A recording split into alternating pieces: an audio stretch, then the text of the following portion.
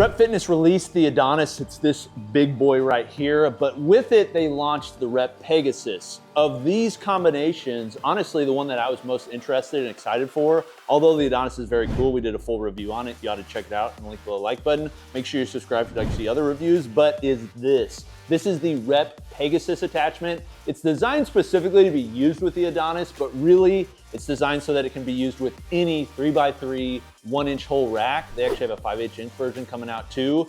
I will say this is designed specifically to replace seal row pads and lat pull down seats. And it's pretty darn good. Let's get into the review.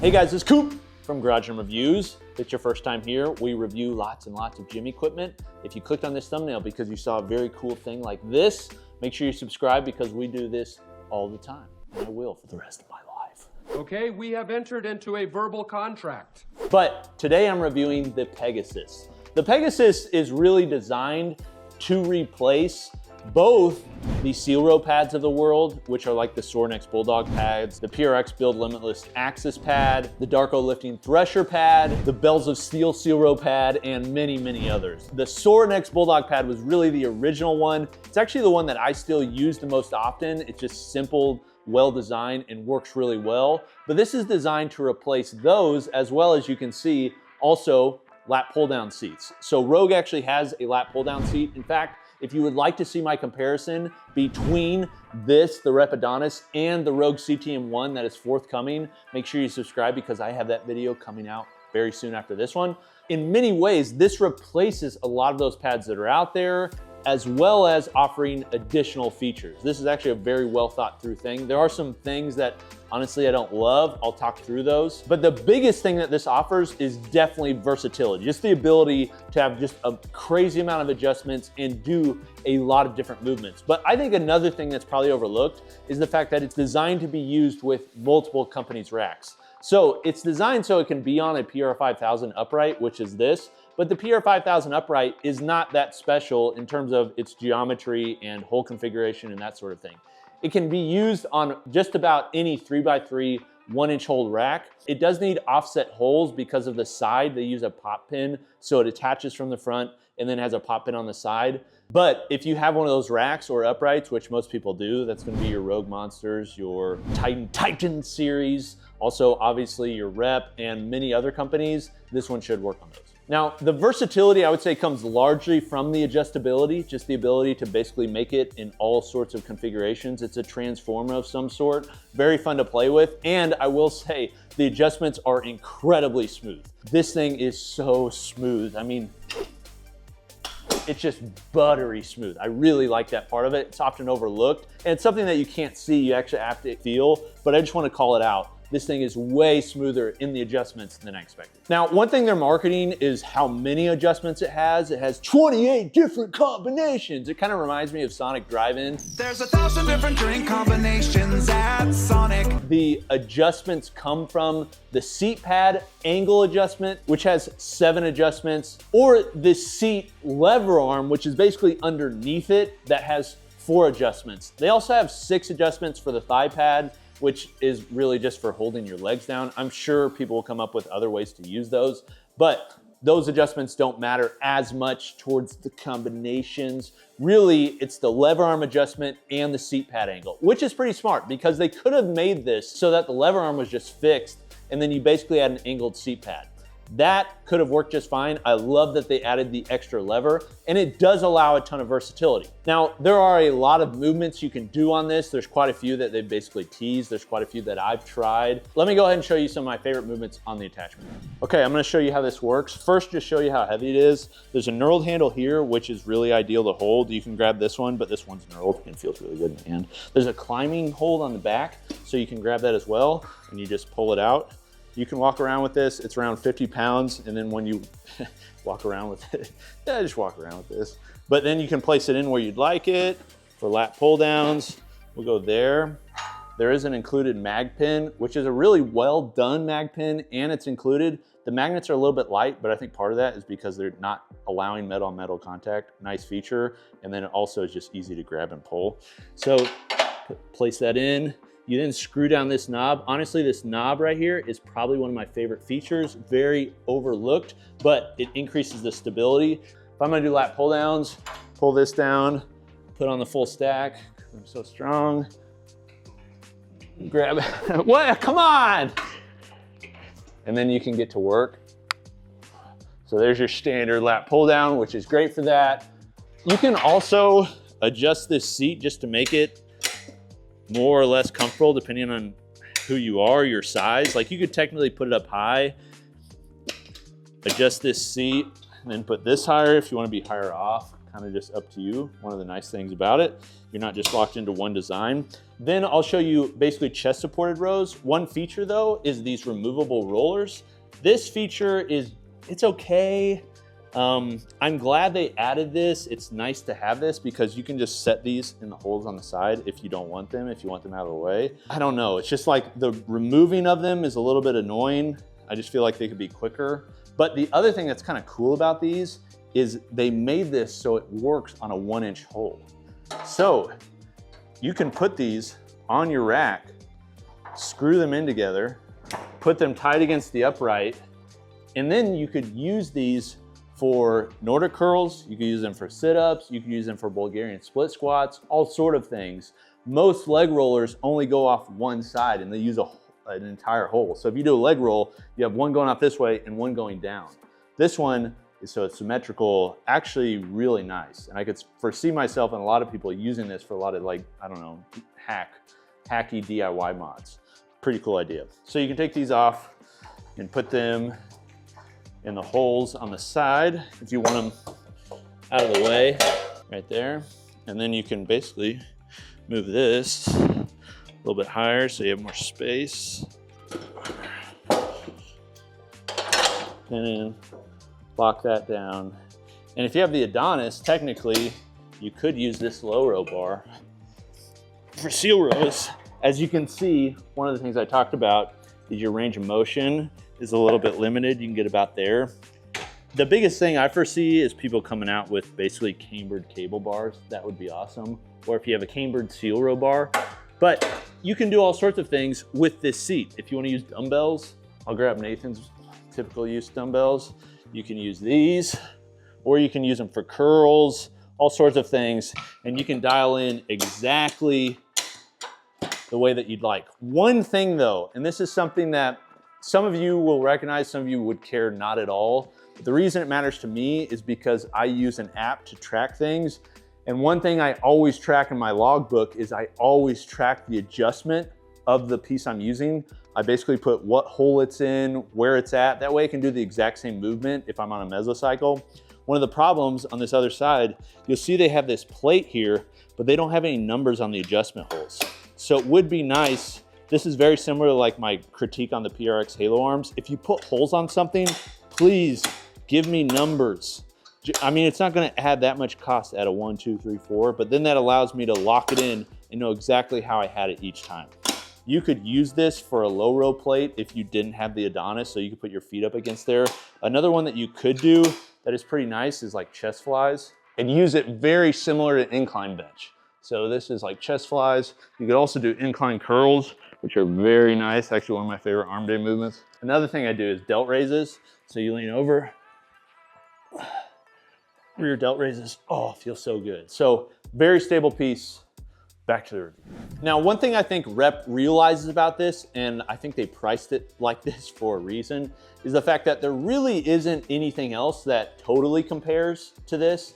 You have some other options from other companies, but they don't have the adjustability that this has, or they don't have like the multi-function aspect. You can get, say, a Sorenex Bulldog pad, but then you have to have a thigh pad as well that fits on. It's just a little bit more clunky. You have Rogue's lat pull down seat, which does low rows as well with a pulley, but doesn't really make sense for a lot of people's setups. And then most of the others that are a little bit cheaper, they don't have the versatility that this does. This is really designed to take place of 2 units and combine it into one, and in many ways, at least their goal is to be as good on both of those movements as the others that are individual. Now, with the adjustability, one of the downsides that you can expect is just the fact that it takes up more space. It's just heavier, that sort of thing. It does take up more space than what you'd see from, say, the Sorenex Bulldog pad. One reason I love that is for its simplicity, but you do get additional features with the amount of space that it takes up. Then another thing on the adjustability, which adds a lot of features, but can also remove some things. One thing is like on the range of motion you can get, say on a seal row.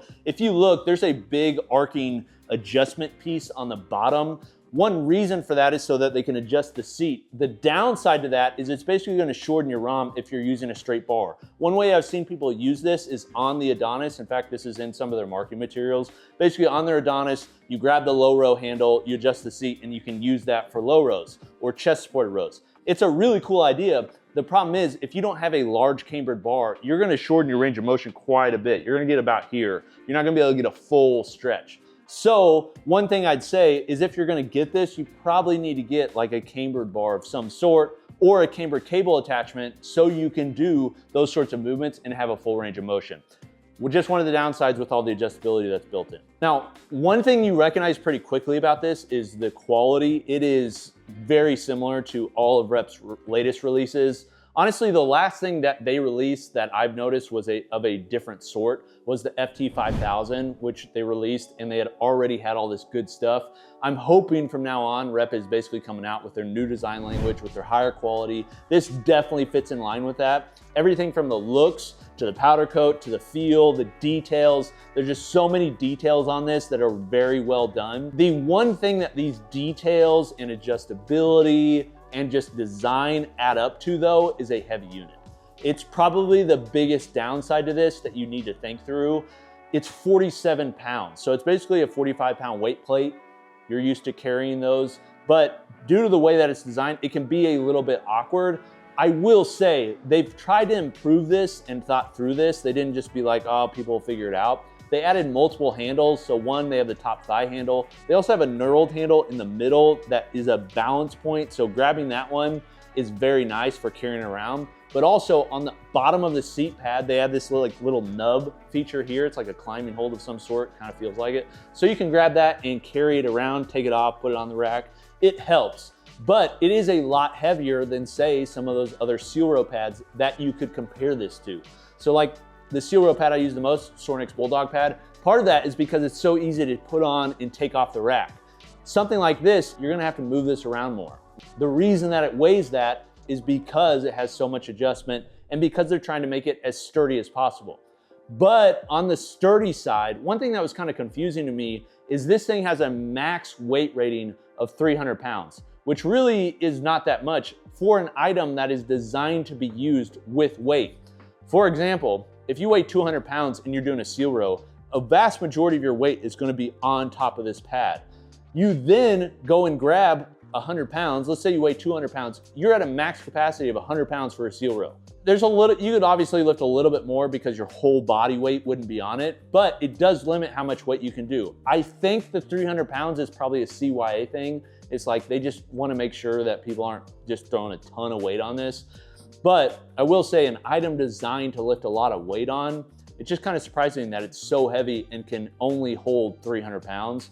But I would expect you wouldn't have much of any problem lifting more than that on this. Now, the weight thing is a tug of war that pretty much every company has to come out with, especially on attachments, because attachments are designed to be attached, which means inherently they're designed to be portable. So it's a tug of war. Do you want more versatility or do you want a lighter weight? Personally, on this unit, I think the weight's fine. I would rather have more versatility, more functionality than having something that was a lot lighter and not as strong. This thing is very stable. And one of the reasons for that is because one, they're offering a side pop pin. Basically, it goes in the upright on the front. You don't have to like turn it or anything to lock it in, kind of like a J-cup. It just goes in.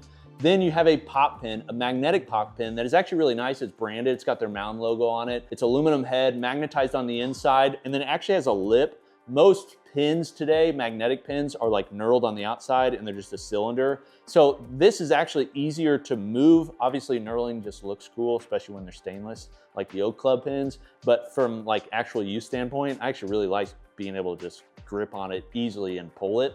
But you lock that in, but a feature that I think would be often overlooked by people when they're looking at this is the adjustment knob on the side. So at my house, I have the Prime Prodigy HLP single stack.